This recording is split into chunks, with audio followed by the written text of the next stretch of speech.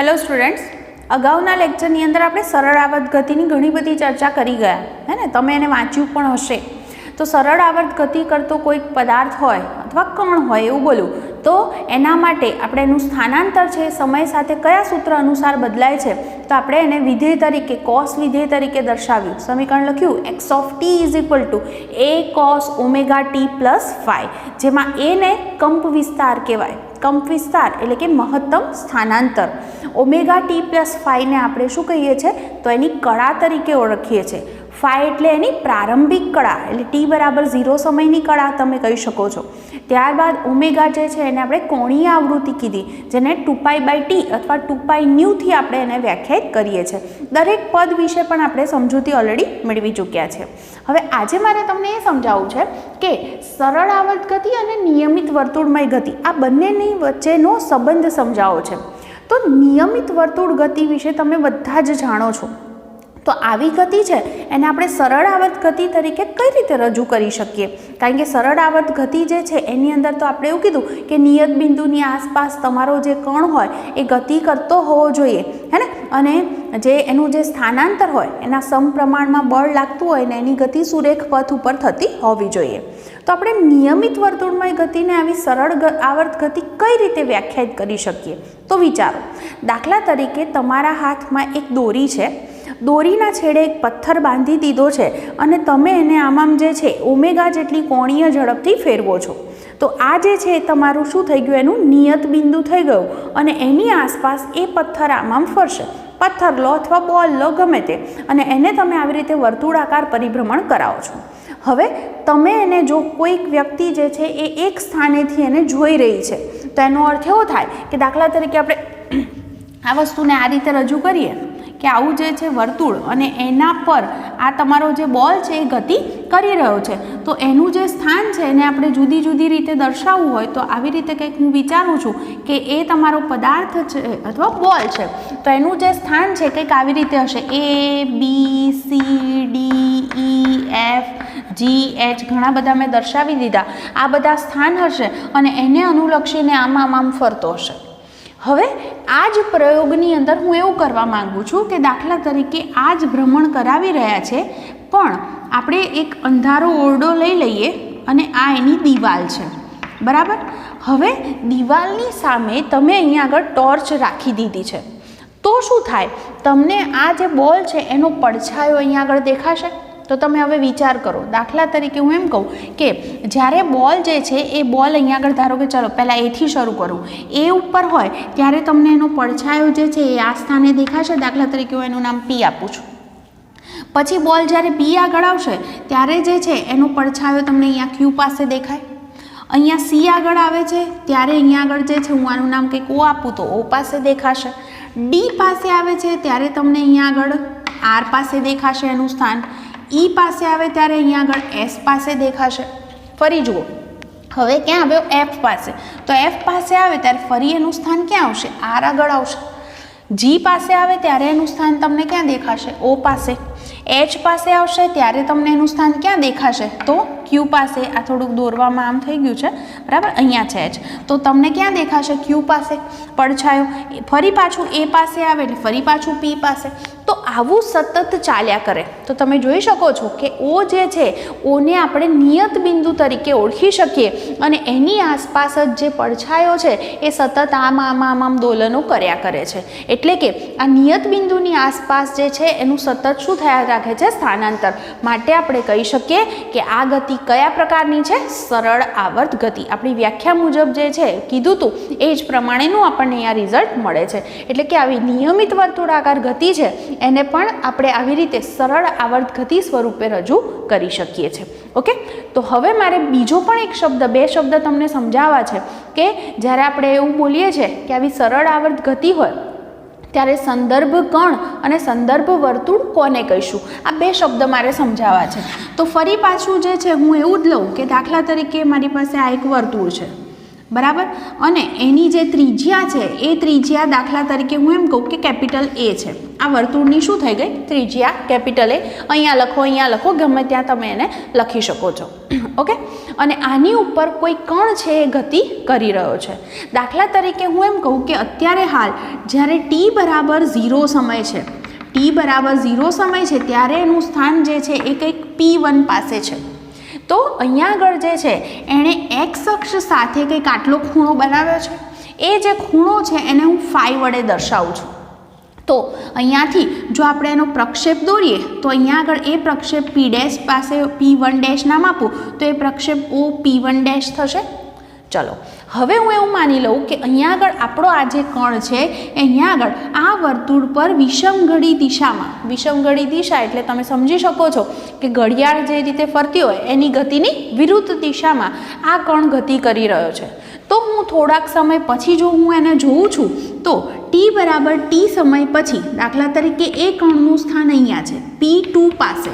એટલે કે આ ટી સમયમાં એણે આટલું અહીંયા આગળ કોણીય ઓમેગા જેટલી એની કોણીય ઝડપ હોય તો એણે કેટલું અહીંયા આગળ કોણીય સ્થાનાંતર કર્યું છે? તો ઓમેગા ઇન્ટુ ટી જેટલું કહી શકાય. એટલે કે આટલું જે પદ છે એ ઓમેગા ઇન્ટુ ટી થશે. ઓકે. અને એનો જો હું પ્રક્ષેપ દોરું તો એ પ્રક્ષેપ મને અહીંયા આગળ મળશે p2 ડેશ. એક્સ અક્ષ પર જ હું પ્રક્ષેપ દોરી રહી છું. તો આવું સતત ચાલ્યા કરે કે તમારો કણ આના પર આમ ફર્યા કરે. હવે ચલો અહીંયા આવ્યો ત્યારે પ્રક્ષેપ દોરો, અહીં મળે. અહીંયા આવ્યો છે ત્યારે પ્રક્ષેપ તમે અહીંયા આગળ દોરશો તો એ પ્રક્ષેપ તમને અહીં મળશે. અહીંયા આવે ત્યારે પ્રક્ષેપ દોરો તો એક્સ અક્ષ પર અહીંયા પ્રક્ષેપ મળે. તો આવું સતત ચાલ્યા કરે. તો એનો અર્થ એવો થાય કે તમે જ્યારે પ્રક્ષેપ દોરો છો તો એક્સ અક્ષ ઉપર તમને એનો પ્રક્ષેપ આમ મળ્યા કરશે. હે ને? તો આવી સ્થિતિમાં તમે જો તમારો જે કણ છે એનું અહીંયા ટી બરાબર ટી સમયે સ્થાન અહીંયા હતું તો જો હું એ વખતે OP2 જે છે એનો એક્સ અક્ષ પરનો પ્રક્ષેપ દોરું તો એ પ્રક્ષેપ શું થાય? તો લખાય OP2 નો એક્સ અક્ષ પરનો પ્રક્ષેપ. તો એ પ્રક્ષેપ શું થાય? તો અહીંયા આગળ આની ત્રિજ્યા કેપિટલ એ છે એટલે કેપિટલ એ લખાય. અહીંયા આગળ ખૂણો જે છે તમે જાણો છો એક્સ અક્ષ સાથે બનતો જો ખૂણો લીધો હોય ઉપયોગમાં તો આપણે એને ઘટકને કોસ તરીકે દર્શાવીએ છીએ અને વાય પર લખવો હોય તો એને શું લખીએ છીએ? સાઇન તરીકે લખીએ છીએ. તો અહીંયા આગળ શું થશે? એ કોસ અને ટોટલ જે ખૂણો બન્યો એ કેટલો બને છે? તો ઓમેગા ટી પ્લસ 5. ઓકે. તો સમીકરણ જુઓ તો આ સમીકરણ કોના જેવું છે સમીકરણ? તો સરળ આવર્ત ગતિ જે થતી હોય કણની તો એનું જે સમીકરણ હોય એવું જ આ સ્વરૂપ આપણને અહીંયા આગળ મળે છે. એટલે કે અહીંયા આગળ તમારો કણ આવી વર્તુળ માર્ગની પર જ્યારે ઓમેગા જેટલી કોણીય ઝડપથી ગતિ કરી રહ્યો છે ત્યારે એની જે ગતિ છે એને આપણે સરળ આવર્ત ગતિ તરીકે ઓળખી શકીએ. અને આપણે આ જે કણ વિશે ચર્ચા કરી રહ્યા છે એને આપણે સંદર્ભ કણ કહીશું. અને જે માર્ગ ઉપર આ વર્તુળાકાર માર્ગ ઉપર એ ગતિ કરે છે એને આપણે સંદર્ભ વર્તુળ તરીકે ઓળખીએ છીએ. તો એક્સ અક્ષ પર પ્રક્ષેપ લખ્યો છે તો આ રીતે લખાય. અને વાય અક્ષ પરનો પ્રક્ષેપ લખવો હોય તો શું સમીકરણમાં ફરક પડત? તો કોસની જગ્યાએ શું આવી જાય? સાઇન. તો આ સમીકરણ એ સાઇન ઓમેગા ટી પ્લસ 5 લખી શકાય. આ એક્સ માટે લખ્યું છે, આ વાય માટે લખ્યું છે. બરાબર. બંને રીતે તમે એને રજૂ કરી શકો છો. વાય અક્ષ પર પ્રક્ષેપ દોરો તો આમ થાય તો તમારા સમીકરણમાં શું પદ આવી જાય? સાઇન. એટલે કે હવે જે છે આપણે જ્યારે પણ સમીકરણ જ્યારે લખીએ છીએ આ પ્રકારના તો ઓમેગા ટી પ્લસ 5 એટલે કળા. હે ને? તો કળા એટલે ખરેખર એવું કહું તો ચાલે કે એક્સ અક્ષ સાથે બનતો ખૂણો છે.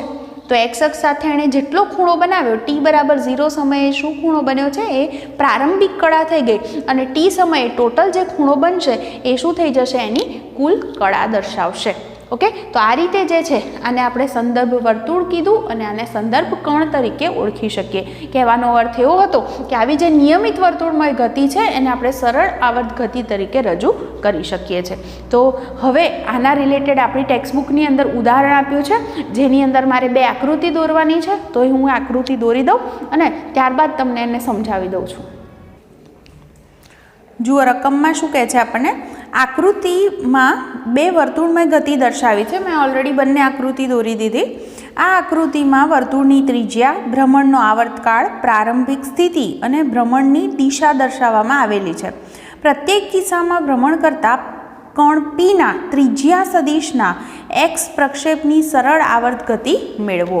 જુઓ અહીંયા આગળ જે છે ને પહેલું આપણને જે વર્તુળ દર્શાવ્યું છે એની અંદર તમે જોઈ શકો છો એની ત્રિજ્યા કેપિટલ એથી દર્શાવી છે. જ્યારે ટી બરાબર 0 સમય છે ત્યારે એનું સ્થાન જે છે P1 આગળ છે, જ્યાં એક્સ અક્ષ સાથે બનતો ખૂણો 45 ડિગ્રી છે, 45 અંશ એટલે π/4 છે એમ કહી શકાય. અહીંયા આગળ જો ગતિની જે દિશા છે ને આમ છે, એટલે કે ઘડિયાળની જે ગતિ હોય એની વિરુદ્ધ દિશામાં એટલે કે વિષમઘડી દિશામાં ગતિ છે. તમે જોઈ શકો છો કે થોડાક સમય પછી જે છે અહીંયાથી P1 થી P2 આગળ જાય છે ત્યારે આ ખૂણો કેટલો બને છે ઓમેગા ટી. એટલે કે આપણે કહીએ કે એક્સ અક્ષ સાથે બનતો ટોટલ ખૂણો મારે કેવો હોય તો ઓમેગા ટી પ્લસ 45 એટલે કે π/4 એટલે ઓમેગા ટી પ્લસ π/4 જેટલો ખૂણો બને છે.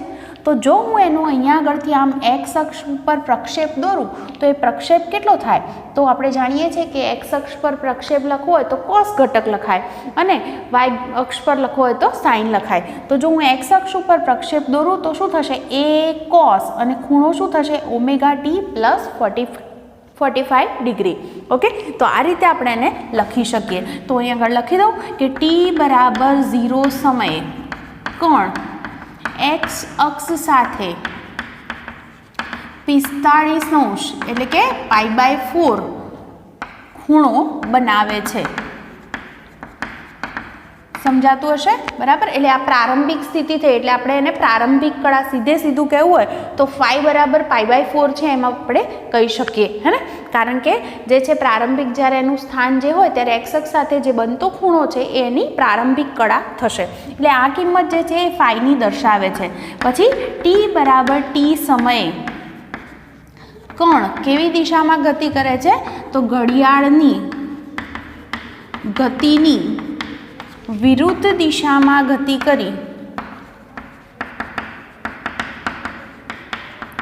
ઓમેગા ટી, ઓમેગા એટલે કે 2π/t × t ખૂણો બનાવે છે.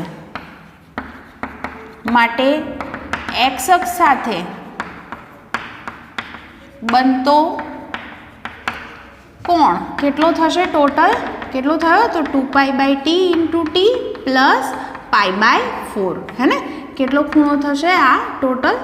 અહીંયા આગળ જુઓ આટલો ટોટલ થશે એટલે ઓમેગા ટી એટલે મેં 2π/t × t લખ્યા છે અને થીટા જે છે બીજો ખૂણો એ છે π/4. આટલો કોણ થશે. માટે એક્સ અક્ષ પરનો પ્રક્ષેપ શું લખી શકાય તો એક્સ અક્ષ પરનો પ્રક્ષેપ બરાબર શું થશે એ કોસ અને ખૂણો શું લખશું તો 2π/t × t પ્લસ π/4. આપણને અહીંયા કહી દીધું છે કે આવર્તકાળ 4 સેકન્ડ છે એટલે કે જો હું કેપિટલ ટી બરાબર 4 સેકન્ડ લેતા આપણને આ સમીકરણ શું મળે એ કોસ શું થઈ જશે 2π/4 × t પ્લસ π/4. તમે 2π/4 ન લખવા હોય તો એને π/2 પણ લખી શકાય. એટલે કે અહીં આ કેવી ગતિ થઈ આનું સમીકરણ છે એ કોસ ઓમેગા ટી પ્લસ φ સ્વરૂપ જ છે. માટે આ કેવી ગતિ દર્શાવે છે સરળ આવર્ત ગતિ. તો અહીં આ જે છે આનો કંપ વિસ્તાર કેટલો કહેવાય કેપિટલ એ. પછી આવર્તકાળ 4 સેકન્ડ અને પ્રારંભિક કળા કેટલી થશે π/4 સાથે સરળ આવર્ત ગતિ દર્શાવે છે. બરાબર સમજાયું હશે શું લખવું છે. એ જ રીતે મને બીજું વર્તુળ આપ્યું છે જુઓ, જેની અંદર તમે જોઈ શકો છો કે ત્રિજ્યા બી કીધી છે અને પ્રારંભિક સ્થાન છે એ ટી બરાબર 0 સમયે પી પર છે તમારો કોણ. એનો અર્થ કે એક્સ અક્ષ સાથે એણે શું ખૂણો બનાવ્યો છે 90 ડિગ્રી. તો પહેલું પદ તો હું આટલું લખી શકું છું કે ટી બરાબર 0 સમયે કણ પી પાસે છે, તેથી એક્સ અક્ષ સાથે બનતો કોણ કેટલો છે 90 ડિગ્રી એટલે કે π/2 છે, હે ને? π/2 રેડિયન છે એમ કહી શકાય. ચલો હવે અહીંયા આગળ ગતિની જે દિશા આપી છે એ કેવી દિશા છે તો ઘડિયાળની ગતિની દિશામાં એટલે કે સમઘડી દિશામાં છે. તો થોડાક સમય પછી જો કણનું સ્થાન અહીંયા આગળ હોય તો આપણે એમ જાણીએ છીએ કે ઓમેગા જેટલી કોણીય ઝડપથી એ ભ્રમણ કરતો હોય તો એણે આટલું અહીંયા આગળ સ્થાનાંતર કર્યું. એનો મતલબ આ જે ખૂણો છે એ કેટલો થાય ઓમેગા ટી જેટલો થઈ શકે. તો અહીંયા આગળ લખીએ કે અહીં કણ શું લખશું? કેવી દિશામાં ગતિ કરે છે? તો ઘડિયાળની ગતિની દિશામાં ગતિ કરતો હોવાથી ટી સમયમાં ઓમેગા ટી કોણ બનાવે તો કેટલો ટોટલ જે ખૂણો છે એ કેટલો બન્યો કહેવાય? તો જુઓ, ટોટલ હતો 90, એમાંથી આટલું ઓમેગા ટી ગયો એટલે એક્સ અક્ષ સાથે બનતો ખૂણો આટલો થશે. કેટલો થાય? તો 90 માઇનસ ઓમેગા ટી, કારણ કે ટોટલ 90 હતો, એમાંથી એ ફરતો ફરતો આમ આવ્યો એટલે ઓમેગા ટી જેટલું માઇનસ થશે. માટે એનો હવે જે ખૂણો બને છે કેટલો થાય? તો 90 માઇનસ ઓમેગા ટી. તો કોણ બનાવે તો આપણે શું લખી શકીએ? ટી સમય બાદ એક્સ અક્ષ સાથે કેટલો ખૂણો બનાવશે? π/2 માઇનસ ઓમેગા ટી કોણ બનશે. માટે હવે જો મારે લખવો હોય એક્સ અક્ષ પરનો પ્રક્ષેપ તો કેટલો થાય? આ ત્રિજ્યા બી છે એટલે શું લખી શકાય? બી કોસ, અને ખૂણો શું લખશું? π/2 માઇનસ ઓમેગા ટી. તો લખી શકાય. માટે એક્સ અક્ષ પરનો પ્રક્ષેપ એક્સ ઓફ ટી બરાબર કેટલો થશે? શું લખશું? બી કોસ, શું ખૂણો છે? π/2 માઇનસ ઓમેગાની જગ્યાએ આપણે 2π/t × t પણ લખી શકીએ છીએ. અને તમે જાણો છો કે π/2 હોય એટલે વિધેય બદલાઈ જાય, હે ને? કોસનું શું થઈ જાય? સાઇન. તો તમે આ સમીકરણને આવું પણ લખી શકો છો, બી સાઇન આ થીટા, પણ અહીંયા આગળ π/2 માઇનસ થીટા એટલે પહેલું ચરણ આવે જેમાં સાઇન વિધેય કેવું છે? કોઈ પણ વિધેય પ્લસ જ છે, એટલા માટે એ પ્લસ જ લખાશે. તો આવી રીતે પણ આપણે એને લખી શકીએ છીએ. અથવા આપણે ફરીથી આપણે લખવું હોય સમીકરણ તો એક્સ ઓફ ટી બરાબર, આ સમીકરણ મારે કોસ જ રાખવું છે, પણ હું એ સમીકરણને 2π/t × t માઇનસ π/2 પણ લખી શકું છું. કેમ એવું લખ્યું? આ બંને પદ ઉલટાવાથી જવાબ કેમ ફરક નથી પડતો? એનું કારણ છે કે જો તમે આમાંથી માઇનસ કોમન કાઢ્યા હોય તો અહીંયા આગળ શું થઈ જાય? તો કોસ ઓફ માઇનસ થીટા એટલે માઇનસ 2π/t × t, પછી બ્રેકેટની અંદર માઇનસ π/2, અને કોસ માઇનસ થીટાની કિંમત કોસ થીટા જ છે, એટલા માટે જવાબ બદલાતો નથી. તો લખી દઉં કે કોસ માઇનસ થીટા બરાબર કોસ થીટા જ છે. એટલે આમાંથી તમે પહેલાં કયું પદ લખો છો એના લીધે કોઈ જવાબ બદલાવાનો નથી. માટે આપણે એને એ રીતે લખી શકીએ છીએ, કારણ કે બંનેનો જવાબ સરખો જ હોય, બરાબર? એટલા માટે. તો હવે હું આને આ રીતે પણ લખી શકું છું. અને ટી બરાબર આપણને કીધા છે કેટલી સેકન્ડ છે? 30 સેકન્ડ. તો 30 સેકન્ડ માટે આપણું જે સમીકરણ છે શું બનશે? એક્સ ઓફ ટી બરાબર બી કોસ, અહીંયા શું થઈ જશે? 2π/t, ટીની જગ્યાએ 30 મૂકો તો તમે 2 કેન્સલ કરો તો π/15 પણ લખી શકો છો. જ્યાં કંપ વિસ્તાર બી, પછી જે છે આવર્તકાળ 30 સેકન્ડ, અને કેટલો થશે? 5 પ્રારંભિક કળા શું થશે? માઇનસ π/2 સાથેની આ સરળ આવર્ત ગતિ છે એમ કહી શકાય. તો અહીંયા આગળ લખી દઉં કે અહીં કંપ વિસ્તાર બી, પછી આવર્તકાળ 30 સેકન્ડ, અને પ્રારંભિક કળા કેટલી થશે? માઇનસ π/2 સાથે. કેવી ગતિ છે? સરળ આવર્ત ગતિ છે. ઓકે, તો આ રીતે આપણે દાખલો ગણી શકીએ. તમને ખ્યાલ આવી ગયો હશે કે પ્રારંભિક કળા જે છે એટલે એક્સ અક્ષ સાથે શું ખૂણો બન્યો છે એ રીતે આપણે કળાની ગણતરી આ રીતે કરી શકીએ છીએ. તો આઈ હોપ તમને આખો દાખલો જે છે એ દેખાતો હશે, અને આ રીતે તમે એને લખી પણ શકો છો. તો પ્રેક્ટિસ કરતા રહેજો. બીજી વાર નેક્સ્ટ લેક્ચરમાં.